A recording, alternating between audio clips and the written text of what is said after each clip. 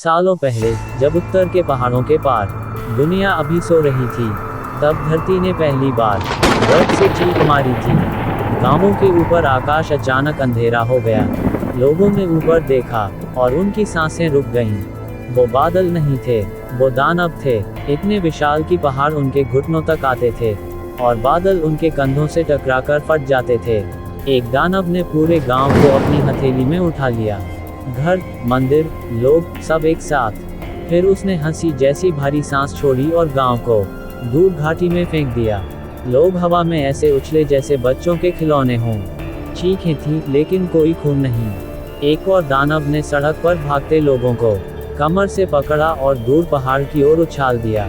शरीर टकराए पत्थरों से, पेड़ों से और जमीन पर गिरकर हिले तक नहीं। दानव दहाड़ नहीं रहे थे, वे गुस्से में नहीं थे, वे बस अपनी शक्ति दिखा रहे थे, जैसे कहना चाहते हों, इंसान, तुम बहुत छोटे हो। और तभी धरती की धड़कन शुरू हुई। उस रात चांद नहीं निकला था। पूरे राज्य में ऐसा सन्नाटा था जैसे दुनिया ने सांस लेना छोड़ दिया हो। महल की ऊंची दीवारों के पार उत्तर के पहाड़ों से धीमी भारी धड़कनें उठ रही थीं। धप धप धप। ये किसी ढोल की आवाज नहीं थी, ये धरती के दिल के धड़कने जैसी थी। और राजा को पता था दानव जाग चुके हैं। राजा अग्निवीर सिंह महल की सबसे ऊंची खिड़की पर खड़ा था। नीचे पूरा शहर सोया हुआ था, या शायद डर के कारण पत्थर बन चुका था। उसने पहाड़ों की ओर देखा। जो उसे दिखा, उसने उसकी आत्मा में दरार डाल दी।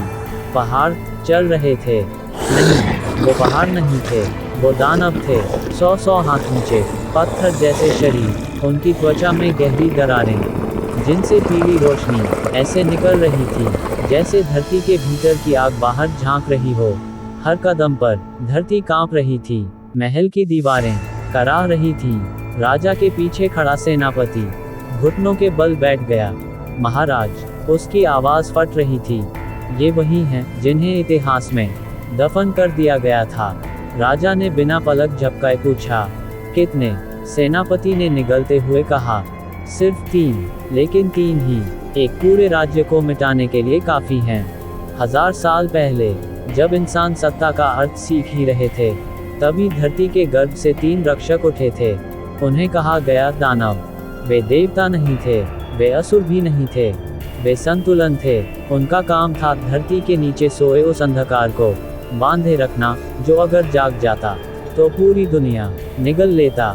दानव न पूजा चाहते थे, न युद्ध, उन्हें चाहिए थी सिर्फ शांति। लेकिन इंसान कभी संतुष्ट नहीं होता। राजाओं ने पहाड़ काटे, धरती का सीना चीरकर उसकी हड्डियां निकाली, मंदिर बनाए, लेकिन देवताओं से ज्यादा अपने नाम के लिए। हर हथौड़े की चोट दानवों के शरीर पर लगी। और एक दिन वे जागे। दरबार में अफरा तफरी मच गई। पुजारी मंत्र भूल चुके थे, योद्धा हथियार पकड़कर कांप रहे थे। एक वृद्ध पुजारी जमीन पर गिर पड़ा। महाराज, ये युद्ध नहीं है, ये प्रायश्चित है। राजा गर्जा, उपाय बोल। पुजारी कांपते होठों से बोला, बलि देनी होगी। राजा की आंखें जल उठीं। किसकी? फिर वह शब्द, राजा की। पहला दानव महल के द्वार तक पहुंचा। उसकी सांस से फसल सूख गई, हवा भारी हो गई।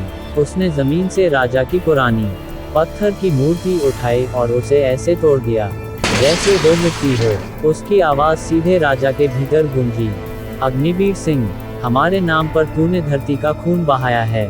राजा आगे बढ़ा, मैं लड़ूंगा। दानव हंसा, उसकी हंसी से महल की छतें चटक गईं। हम युद्ध नहीं करते, हम मारते नहीं, हम संतुलन लौटाते हैं। राजा ने हमला किया। उसकी तलवार 1000 युद्धों से गुजरी थी, लेकिन जैसे ही वो दानव की उंगली से टकराए, चटक कर टूट गई। लोहा रेत बन गया। दानव ने राजा को 2 उंगलियों से उठाया। उस पल राजा ने महसूस किया वह कितना छोटा है। राजा ने आखिरी खंजर निकाला और पूरी शक्ति से दानव की आंख में घोंप दिया। धरती चीख उठी। ये दानव की चीख नहीं थी, ये धरती की कराह थी। दानव गिर पड़ा, पूरा राज्य हिल गया। पहला दानव गिरा, लेकिन आकाश से भारी आवाज आई, एक गिरा है, 2 अब भी जाग रहे हैं, 2 अब भी भूखे हैं। उस रात राजा सोया नहीं, या शायद वो जागते हुए सपना देख रहा था।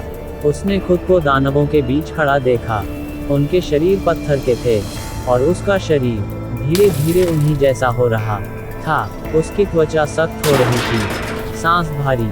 एक आवाज, जो हमें गिराता है वही हमारा स्थान लेता है। राजा चीख कर उठा।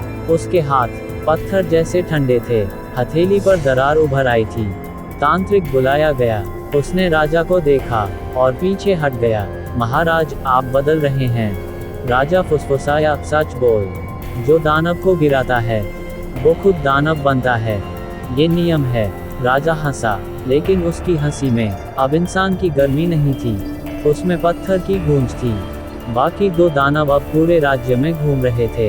एक ने गांव उखाड़कर दूर घाटी में फेंक दिया, दूसरे ने नदी मोड़ दी और खेत प्यासे रह गए। जहां जहां वे गए, लोग धीरे धीरे पत्थर जैसे निश्चल हो गए। राजा अब आधा इंसान भी नहीं था, उसकी आंखें पीली चमकने लगी थीं, त्वचा सख्त। रानी उसके सामने गिरी।